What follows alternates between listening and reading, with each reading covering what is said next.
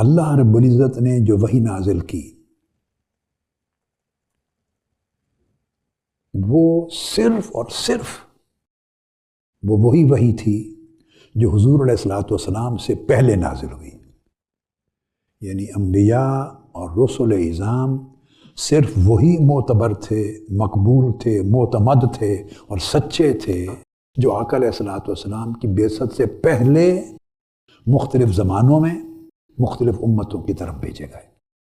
اور جو وحی ان پر کی گئی حضور علیہ الصلوۃ والسلام کی بعثت سے قبل، وہی سچی وحی تھی.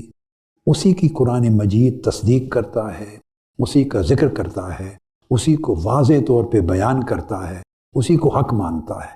اور پورا قرآن الحمد سے والناس تک حضور علیہ الصلوۃ والسلام کی بعثت کے بعد، آقا علیہ السلام کی بعثت یعنی مبعوث ہو جانے کے بعد کسی وحی کا اشارہ اور کنایہ میں بھی ذکر نہیں کرتا. گویا آقا علیہ الصلوۃ والسلام کی بعثت کے بعد اگر کوئی شخص کسی معنی میں وحی کے نزول کا دعویٰ کرے گا تو وہ قرآن مجید کی نفی ہوگی، اس کا دعویٰ باطل ہوگا اور وہ کفر ٹھہرے گا.